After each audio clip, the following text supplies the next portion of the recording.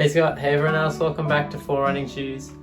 So, it's my last video of the year and Strava has put together my year in review on my phone, which is basically just their summary of all my activities throughout the year, and it has some interesting stats and that sort of thing that go along with it. And so yeah, as per tradition that I've always done on this channel is each year to end by looking over all my greatest achievements, I guess, in my running journey for the year. So I haven't looked at it yet. We can look at it together and yeah, we'll see what sort of stats it's kept track of throughout the year. All right. So even though it was ready to go, it needs to still load my data, but sure.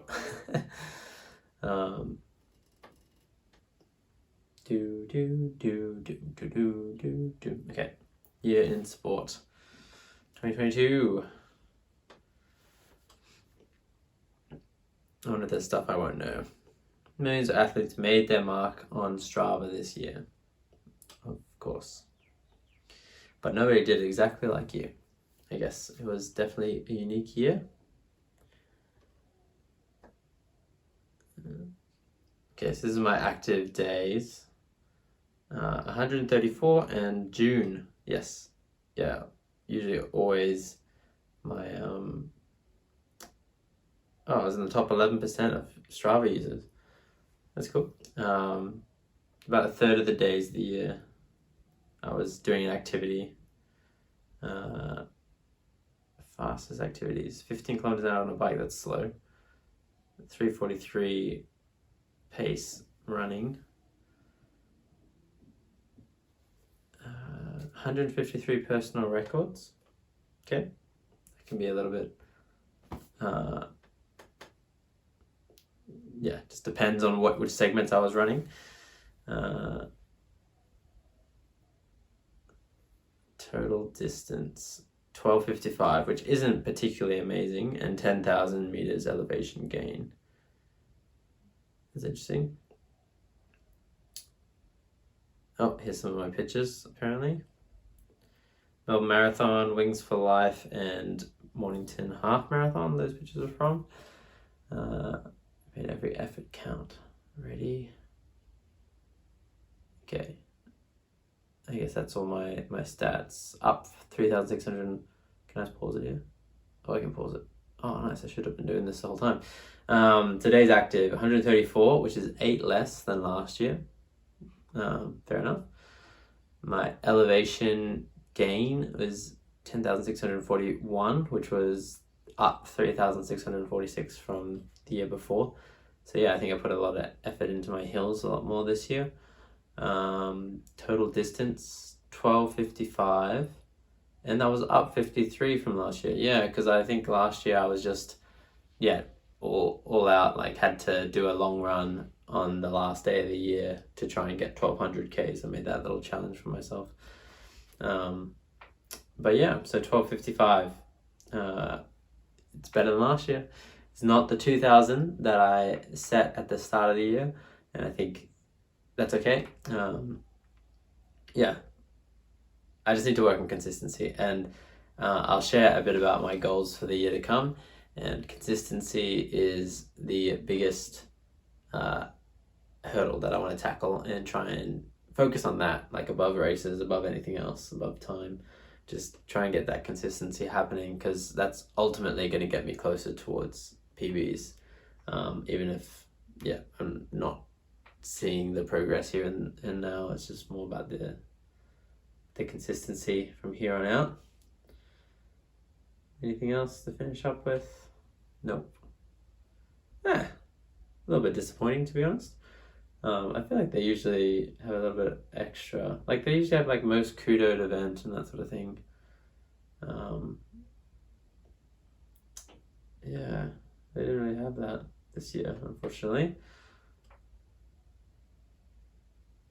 So yeah, bit of a disappointment, but anyway, I'm not disappointed with the year that I had. Oh yeah, this was an interesting one actually. So longest activity, Melbourne Marathon, 42.82 Ks. Fastest run was 3:43 at Frog Hollow for 5Ks, which is interesting. I didn't even do like a shorter distance at a faster pace. It was just that 5K was my fastest one. I think that was 18:20. Oh wait, I think I've done a faster park run than at Frog Hollow. I did a Pakenham park run in 18:25, I thought, but this was 18:50 something, I thought. But it mustn't have been. I don't know. It's interesting.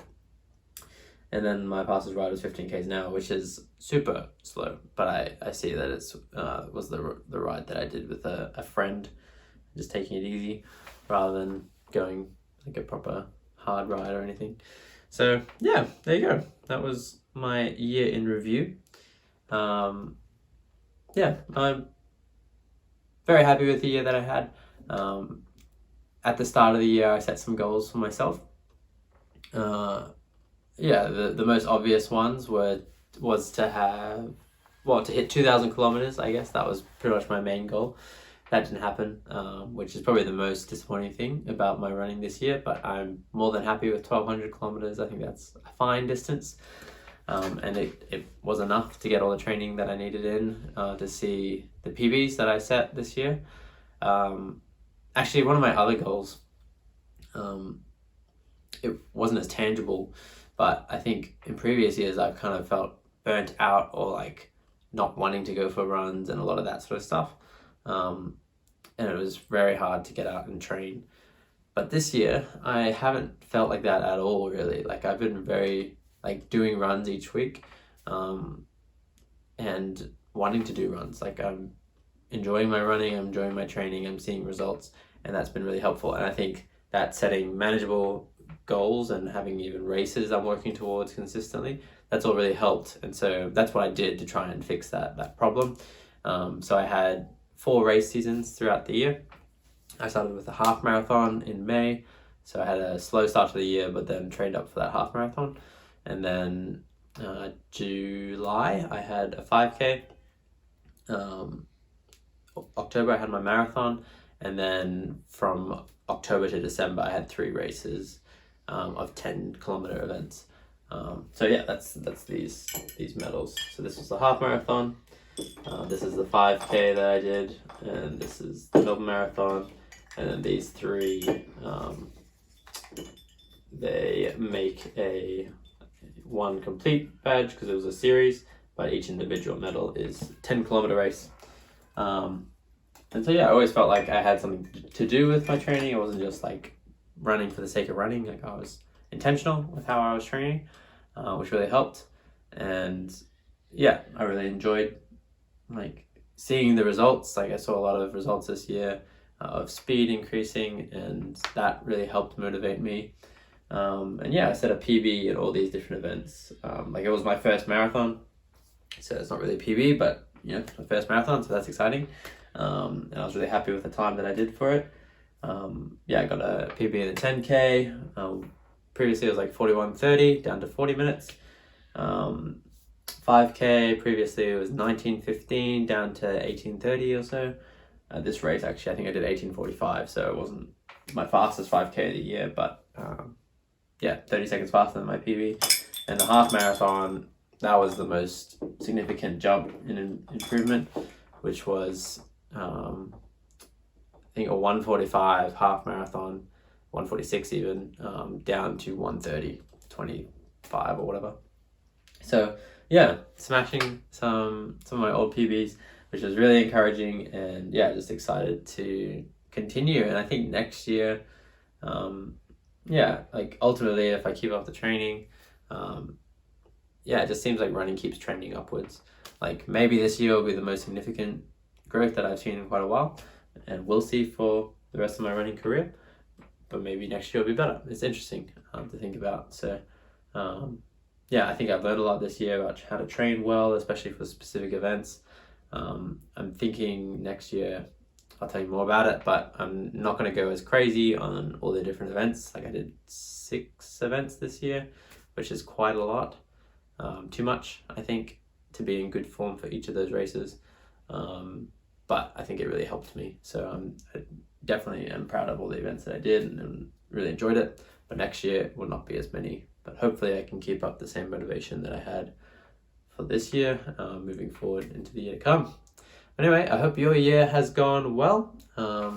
Yeah, Scott, I hope you're okay with how the year's gone. I know it hasn't been going to plan with the different races that you weren't able to do, like you want to do a marathon and different stuff like that.